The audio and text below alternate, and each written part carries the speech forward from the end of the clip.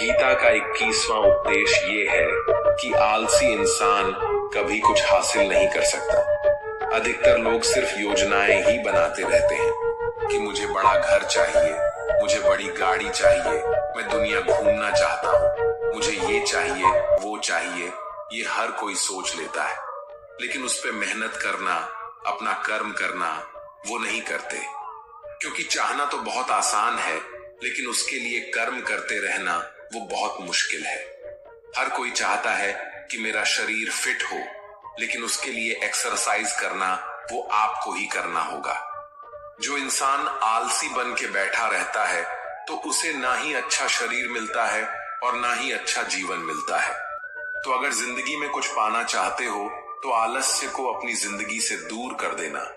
आलस्य के चलते ही आपको कुछ मिलने वाला तो नहीं, लेकिन जो आपके पास है ना वो भी गवा दोगे।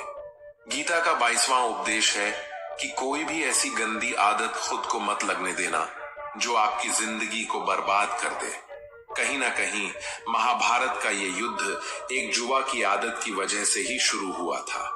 सारा खेल वहीं से शुरू हुआ था। एक ऐसी जुआ की लत जहां युधिष्ठिर ने अपने भाइयों को दांव पर लगा दिया, अपनी पत्नी को दांव पर लगा दिया, ऐसा जितने का नशा की अपना सब कुछ गंवा दिया। ऐसे ही हम भी अपनी जिंदगी में जब कोई ऐसी गंदी आदत लगा देते हैं, चाहे वो कोई भी हो, चाहे वो नशे की हो, मोबाइल की हो, किसी इंसान की हो, कोई गलत काम करने की हो, कोई भी गलत आदत जो आपको बर्बाद कर सकती है, अगर आप उसको नहीं छोड़ेंगे तो आपका सब कुछ खत्म हो जाएगा। इससे पहले कि आपकी आदत आपको खत्म कर दे, आप अपनी गलत आदतों को खत्म कर दीजिए। गीता का 23वां उपदेश है, जो इंसान अपनी रक्षा खुद नहीं कर सकता उसकी रक्षा भगवान भी नहीं कर सकते। श्री कृष्ण अर्जुन से कहते हैं कि तस्मात् सर्वेषु कालेषु मामनुस्मर युद्ध च, यानी कि हे अर्जुन, तू हर काल में मेरा स्मरण करते रहना और युद्ध भी करते रहना। तो अर्जुन ने श्री कृष्ण से पूछा कि ये युद्ध तो कुछ ही दिनों में समाप्त हो जाएगा, लेकिन आप कह रहे हैं कि तू हमेशा मेरा स्मरण करते रहना और युद्ध करते रहना। हमेशा युद्ध करने का क्या मतलब है? तो श्री कृष्ण ने अर्जुन से कहा कि ये जिंदगी ही रणभूमि है, इस जीवन में सुख दुख आते ही रहेंगे और तुझे उनका डट के मुकाबला करना है। श्री कृष्ण ने ये नहीं कहा कि तू चुप करके बैठ जाना और मैं लड़ाई करूंगा। बहुत गहराई है गीता के ज्ञान में। हमारे जीवन की डोर भी संभाल के ईश्वर बैठे हुए हैं, लेकिन युद्ध हमें ही करना है। ईश्वर को याद करना है कि हे ईश्वर, मुझे शक्ति देना, मुझे समझ देना, मुझे बुद्धि देना, ताकि मैं अपनी जिंदगी की सारी लड़ाइयां जीत सकूं, मैं जिंदगी में सही मार्ग पर चल सकूं। लेकिन आपको अपनी लड़ाई खुद ही लड़नी पड़ती है। जो लोग ये कहते हैं कि हम कुछ नहीं करेंगे, सभी ईश्वर करेंगे, तो कहते हैं कि आलसी इंसान को देखकर तो भगवान भी घबरा जाता है, ये कुछ नहीं करेगा। भगवान ने बुद्धि दी है, समझ दी है। ईश्वर आपको प्रेरणा देते हैं, शक्ति देते हैं, लेकिन आपको अपनी रक्षा स्वयं ही करनी पड़ेगी। गीता का 24वां उपदेश है कि जिंदगी में धोखा अपने ही देते हैं, क्योंकि उनको आपकी कमजोरियों का पता होता है। बाहर वाला आपको धोखा नहीं दे सकता, क्योंकि उसको आपके बारे में पता ही नहीं है कि आपको चोट कहां पहुंचानी है। लेकिन जो आपका अपना है, आपका खास है, उसे बहुत गहराइयों से पता होता है कि इसकी कमजोरी क्या है, ऐसा क्या करें जिससे इसको दर्द पहुंचाया जा सके, जिससे इसको हम नीचा दिखा सकते हैं, इसको चोट पहुंचा सकते हैं। ये कलयुग है, इसमें बाहर वालों से नहीं, जो हमारे अपने हैं ना, उनसे ही सावधान रहना होता है। महाभारत का युद्ध 2 अलग अलग राज्यों में नहीं हुआ था, बल्कि एक ही परिवार के भाइयों में हुआ था। सभी आपस में एक ही वंश के लोग थे। कितनी बार दुर्योधन ने जहर देकर भीम को मारना चाहा, न जाने कितनी बार दुर्योधन ने पांडवों को जान से मारने की कोशिश की। वो उसका कोई पराया नहीं था, बल्कि उसका भाई था। सारी लड़ाइयां घर के अंदर ही होती हैं, बाहर कौन लड़ेगा? हमसे घर में ही सारे झगड़े होते हैं, तो आपको चोट सिर्फ वही लोग पहुंचा सकते हैं जो आपके अपने हैं। आपको धोखा सिर्फ वही लोग दे सकते हैं जो आपके अपने हैं। गीता का 25वां उपदेश ये है कि आप वो मत करो जो सभी करते हैं, बल्कि वो करो जो आपके लिए सही है। स्वधर्मम निधनम श्रेय, भारत धर्मो भयावह। श्री कृष्ण ने अर्जुन से कहा कि एक जो तेरा कर्तव्य है, जो तेरे लिए सही है, जो तुझे करना चाहिए वो कर तू। कभी भी वो काम मत कर जो दुनिया कर रही है, क्योंकि अर्जुन श्री कृष्ण से कहने लगा कि ऐसे भयंकर युद्ध में पढ़ने से अच्छा है कि मैं सन्यासी बन जाऊं। तो श्री कृष्ण ने अर्जुन से कहा कि सन्यासी बनना तेरा कर्म नहीं है, तेरा धर्म नहीं है, क्षत्रिय है तू। कर्म और तेरा धर्म यही है कि तू अधर्म का नाश कर, धर्म की रक्षा कर। ऐसे ही हर इंसान का एक अलग कर्तव्य होता है, एक अलग ही मार्ग होता है। तो कभी भी उस मार्ग पर मत जाना जहां सारी भीड़ जा रही हो। कभी भी वो काम मत करो जो दुनिया करती है, कि आजकल का ये ट्रेंड हो गया है, ये फैशन हो गया है, सब करते हैं इसलिए हम भी कर रहे हैं। सारी भीड़ यही काम कर रही है इसलिए हम भी कर रहे हैं। अगर आप वो करोगे जो भीड़ कर रही है तो आप भी उसी भीड़ में कहीं खो जाओगे। लेकिन वही अगर आप वो करोगे जो आपके लिए सही है, जो आपकी प्रतिभा है, तो दुनिया की सारी भीड़ में भी आप सबसे अलग नजर आओगे। गीता का 26वां उपदेश है कि किसी से भी हद से ज्यादा मोह कभी नहीं करना चाहिए। जिससे भी आप सबसे ज्यादा मोह लगाओगे, देखना वो आपको अवश्य रुलाएगा। मोह की वजह से ही आप किसी के पीछे मरते रहते हैं। मोह की वजह से ही आपको कई बार अपमान भी सहना पड़ता है, और कई लोगों को मोह की वजह से ही अपना अपमान दिखता भी नहीं है कि सामने वाला मेरी इज्जत तक नहीं कर रहा और मैं इसके पीछे मरा जा रहा हूं। वो आपकी आंखों पे ऐसी पट्टी लगा देता है कि आपको सच और झूठ दिखाई ही नहीं देता। आपको किसी इंसान का चेहरा दिखाई नहीं देता।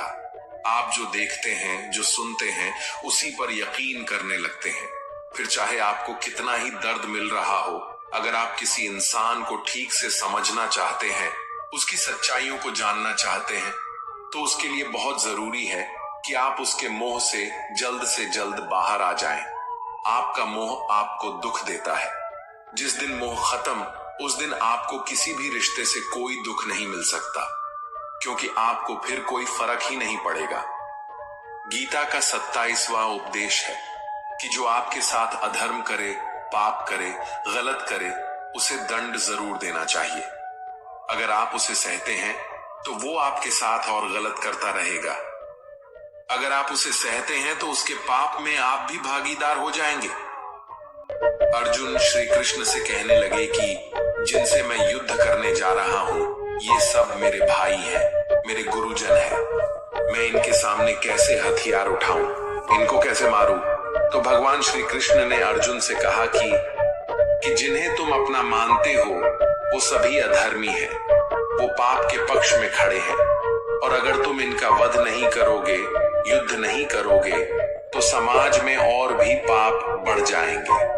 क्योंकि जब कोई ऐसे पापियों को नहीं रोकता है तो ये और भी ज्यादा पाप करते हैं। ऐसे ही जब आपके साथ कोई गलत करता है, आपको चोट पहुंचाता है, दुख पहुंचाता है, और वही आप चुपचाप रहते हो, तो उससे सामने वाले का मनोबल बढ़ जाता है। वो आपको कमजोर समझने लगता है और आपके साथ गलत करने का वो अपना हक समझने लगता है। लेकिन जब आप उसके गलत व्यवहार को, उसके अधर्म को रोक लेते हैं, उसका विरोध करते हैं, तब वो अपनी सीमा में रहना सीख जाता है। और यही कलयुग है। अगर इस जमाने में आपको खुश रहना है तो आपको अपनी रक्षा खुद ही करनी होगी। कोई आपके साथ गलत करे तो उसको कभी नहीं सहना रहना चाहिए, बल्कि उसका सामना करना चाहिए। गीता का 28वां उपदेश है कि आज में जियो, हल्की चिंता करना छोड़ दो। जो भी व्यक्ति अपनी बीते हुए कल या अपने आने वाले कल में खोया हुआ रहता है, वो जिंदगी में कभी खुश नहीं रह सकता। जिंदगी में खुशी सिर्फ और सिर्फ तब मिल सकती है जब आप वर्तमान में जी सके, आज के आनंद को जी सके। बीते हुए कल और आने वाले कल का कोई वास्तविक अस्तित्व नहीं होता, वो सिर्फ आपकी बुद्धि और आपके विचारों में होता है। उसे सिर्फ आप अपने मन के अंदर और बुद्धि के अंदर जीते हैं। उसकी कोई वास्तविकता इतनी नहीं होती, उसे सिर्फ आप अपने मन के अंदर और बुद्धि के अंदर जीते हैं। लेकिन जिससे आप वास्तविकता में जीते हैं वो आपका आज होता है, वो आपका चल रहा पल होता है। अगर आप अपने मन और बुद्धि को अपने भूतकाल और भविष्य काल में अटका कर रखेंगे तो याद रखना, आप कभी खुश नहीं रह पाएंगे। और अगर जिंदगी में खुश रहना चाहते हैं तो आज में और इसी पल में जीना सीखें। गीता का 29वां उपदेश है कि आपके सारे दुखों का कारण किसी को अपना मानना है। आप कभी गौर करना, आपकी जिंदगी के सारे दुख, सारी तकलीफें, सारी चिंताएं वहीं से आते हैं जहां आपका अपमान होता है कि ये मेरा है, ये मेरा अपना है। यहीं से आपकी जिंदगी में दुख का आना शुरू हो जाता है। इसे एक छोटी सी कहानी से समझते हैं। एक व्यक्ति के पास एक बहुत बड़ा महल था। उसने जिंदगी भर की सारी संपत्ति लगाकर उस महल को बनाया था। आसपास के शहरों के कई लोग उसके महल को देखने आते थे। कई बड़े बड़े सेठ उसके महल को खरीदने की कोशिश करते थे। इसलिए वो महल उसका अहंकार हो गया। उसके जीने की वजह था, उसका उस महल से बहुत लगाव था। एक दिन उसके महल में आग लग गई और वो कहीं बाजार गया हुआ था। जब वो घर लौट कर आया तो उसने देखा कि उसका महल तो आग में जल रहा है। अपने घर को आग में जलता हुआ देखकर उसे इतना दुख हुआ। उसने कहा, अगर ये महल नहीं रहेगा तो मैं भी जिंदा नहीं रहूंगा। अगर मेरा महल ही जलकर राख हो जाएगा तो मैं जीकर क्या करूंगा। वो भी उसी आग में छलांग लगाने की कोशिश करने लगा। तो किसी दूसरे व्यक्ति ने उसे रोक लिया और कहा कि भाई, ये जो तुम्हारा महल है, इस महल को तुम्हारे कल बेटे ने किसी और को बेच आया है। जब उसे पता चला कि ये महल अब मेरा नहीं किसी और का हो चुका है तो उसकी सारी चिंता खत्म हो गई। जैसे और लोग उस जलते हुए महल को देखकर तमाशा देख रहे थे, वैसे ये भी खड़ा हो गया। इतने ही देर में उसका बेटा आया। वो अपने बेटे को देखकर बहुत खुश हुआ। उसे आशीर्वाद देने लगा कि तेरे जैसा बेटा तो बहुत भाग्य वाले माता पिता को मिलता है। तुमने तो मेरी जिंदगी बचा ही ली। आज इस घर में आग लग रही थी और तूने कल ही इसका सौदा कर दिया। वो अपने पिताजी से कहने लगा कि पिताजी, इस महल के सौदे के लिए बात तो करने गया था पर सौदा कभी पक्का हुआ ही नहीं है। जब उसके पिता ने ये सुना कि अभी इस महल का सौदा हुआ ही नहीं है तो वो दोबारा से फूट फूट कर रोने लगा और अपनी छाती पीटने लगा।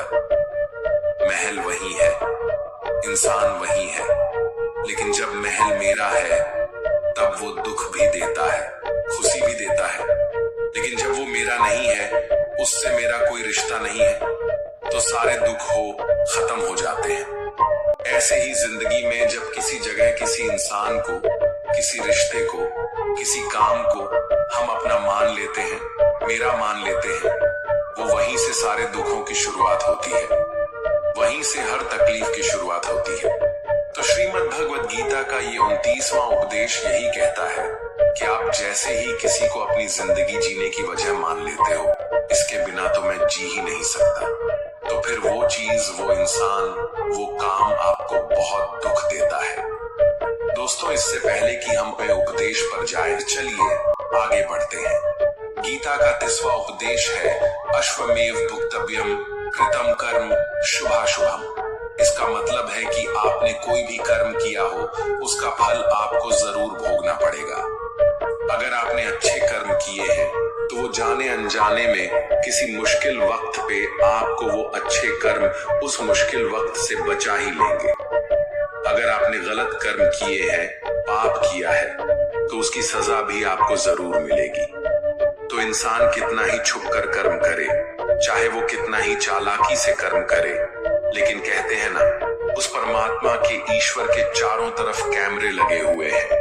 हमारे एक एक कर्म पर वो प्रकृति, वो परमात्मा अपनी दृष्टि बनाए रखते हैं। हमारे एक एक कदम का हिसाब होता है। इसे हम एक तो गीता का उपदेश हमें यही सिखाता है। कोई अपने आप को कितना भी चालबाज समझता हो, होशियार समझता हो, लेकिन अगर उसने गलत कर्म किया है, चाहे आज नहीं तो कल उसे उसका फल भोगना ही पड़ता है। कोई भी व्यक्ति अपने किए हुए कर्म से बिना उसको भोगे कभी छूट नहीं सकता। दोस्तों,